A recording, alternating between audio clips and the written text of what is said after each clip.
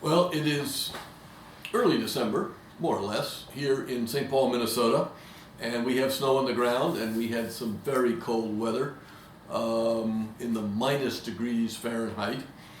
But it only goes to show that there are cycles in life, seasons, if you will. Some are short, some are long. Towards the end of November, on November 22nd, we hosted an event here in Minnesota to mark the 25th anniversary of the first publication of the Caux Round Table Principles for Business.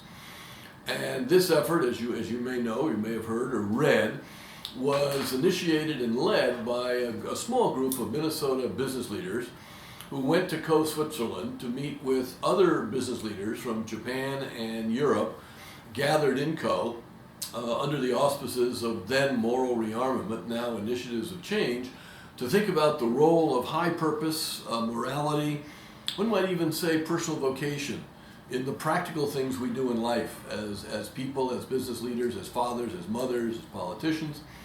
And the Minnesotans proposed some principles for business and capitalism.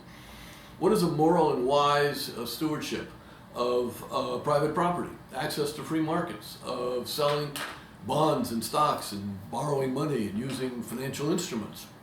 And the group came together around three principles, one from Japan, Kyosei, which recognizes interdependence of a business on its stakeholders.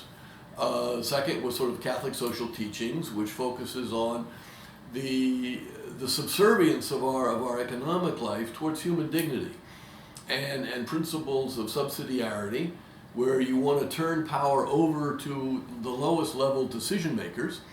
In capitalism, that would basically be customers and employees, consumers, communities, so that their needs are met and they have some power in order to look after their own well-being.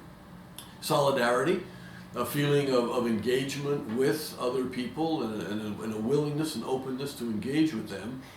And then what the Catholics call the universal destination of goods, which is an idea, I don't completely get my head around it, but it's an idea that the material possessions that we have, my money, your money, my watch, your car, something like that, are part of a larger plan, the Catholics might say God's plan for us, to uplift the general good.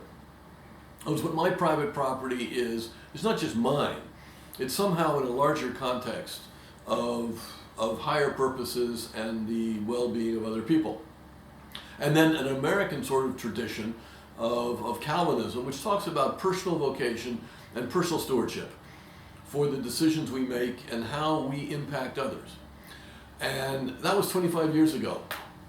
And in the subsequent 25 years, the Caux Round Table, a small network, has been assiduously working away to promote these ideas and to putting props under them in terms of deeper thought, the different wisdom traditions that lead us to be moral in our various ways, practical business judgment, the role of boards of directors, assessment criteria for responsible engagement with your stakeholders.